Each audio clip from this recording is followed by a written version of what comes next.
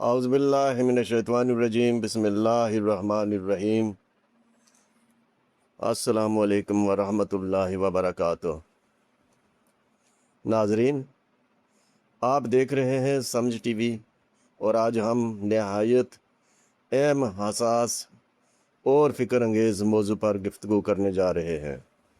آج کے ولاگ کا عنوان ہے کمینے لوگوں کی قیادت، قرب قیامت کی خطرناک نشانی۔ ناظرین، یہ الفاظ سخت ضرور ہیں، لیکن یہ ہماری زبان نہیں بلکہ رسول اللہ صلی اللہ علیہ وآلہ وسلم کی پیش گوئی ہے۔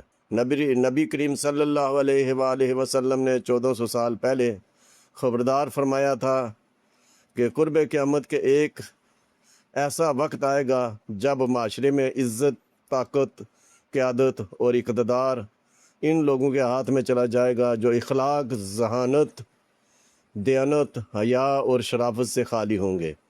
آج ہم قرآن و حدیث اور موجودہ حالات کی روشنی میں اسی حقیقت کو سمجھنے کی کوشش کریں گے۔ رسول اللہ صلی اللہ علیہ وآلہ وسلم نے فرمایا، قیامت اس وقت تک قائم نہیں ہوگی جب تک دنیا میں سب سے زیادہ سعادت والا شخص کمینہ اور کمینے کا بیٹا نہ سمجھا جانے لگے۔ جامعہ ترمذی کی حدیث ہے۔ لائموں کی لیڈرشپ۔ ایک روایت میں رسول اللہ صلی اللہ علیہ وآلہ وسلم نے فرمایا، لا تقوم الساعة حتى يكون اسعد الناس بالدنيا لقاء ابن لقاء۔ جامعہ ترمذی 2209 نمبر حدیث۔ یعنی قیامت اس وقت تک قائم نہیں ہوگی جب تک دنیا میں سب سے زیادہ سعادت والا اسے نہ سمجھ لیا جائے جو کمینہ ہو اور کمینے کا بیٹا ہو۔ یہ حدیث اپنے معنی و مفہوم میں بالکل واضح ہے، اور دور حاضر پر اس کا انطباق بھی مشاہدے میں ہے کہ حد درجہ شرم و حیا سے عاری، بے حس ظالم و جابر لیڈر حکمرانی کا تاج سر پر سجانے کے لیے اپنے جتن ہائے خبیثہ میں مصروف و مشغول ہیں، اور حیا باختہ ہو کر ارض پاکستان کو فساد میں مبتلا کیے ہوئے ہیں۔ بے وقوف حکمران مسلط کر دیے جائیں گے۔ حدیث پاک میں ہے، جس کا ترجمہ ہے، 6 چیزوں کے ظہور سے پہلے موت کی تمنا کرو۔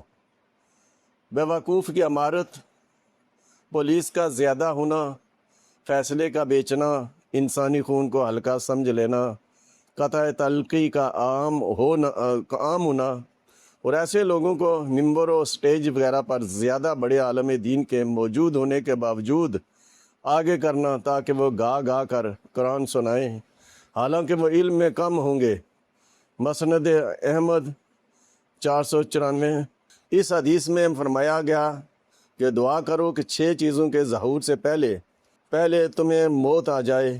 ان میں سے ایک چیز بے وقوف اور فہم و بصیرت سے عاری لوگوں کی حکومت، بلکہ ایک روایت میں رسول اللہ صلی اللہ علیہ وآلہ وسلم نے امارت سفہا سے پناہ مانگی۔ چنانچہ جابر بن عبداللہ رضی اللہ عنہ سے مروی ہے کہ رسول اللہ صلی اللہ علیہ وآلہ وسلم نے کعب بن اجرا سے فرمایا۔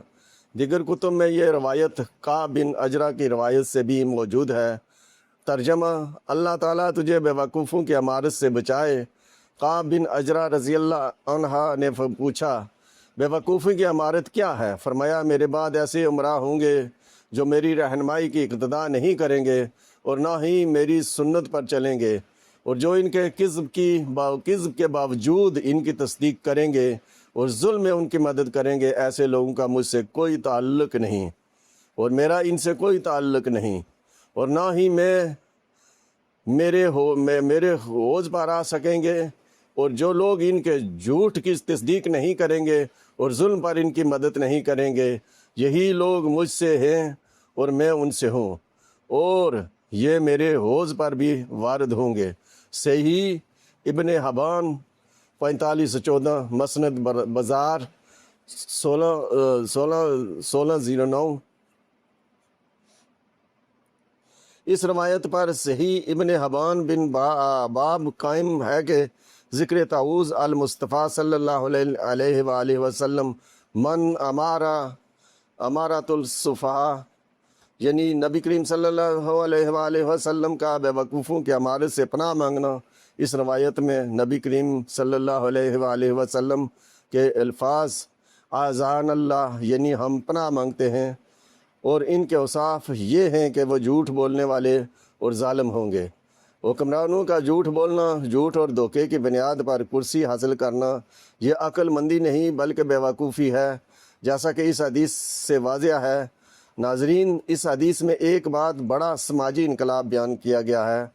पहले ज़माने में इज़्ज़त किरदार की होती थी, दयानतदार इंसान मोतबर समझा जाता था, झूठा आदमी रिस्वा होता था और क़यादत अहले लोगों को दी जाती थी। लेकिन कुर्ब क़यामत हालात बदल जाएंगे। झूठा शख्स कामयाब कहलाएगा, मकार इंसान ज़हीन समझा जाएगा, ज़ालिम ताकतवर माना जाएगा, और बेहया लोग मशहूर व मकबूल बन जाएंगे। इस्लामी अखलाकियात में कमीना सिर्फ़ गरीब या कमज़ोर इंसान को नहीं कहते, बल्कि कमीना वो शख्स है जिसमें इखलाक न हो, जिसमें शर्म व हया न हो, जो झूठ बोले, धोखा दे, जुल्म करे, मफाद के लिए ज़मीर बेच दे और दूसरों के हकूक़ पामाल करे।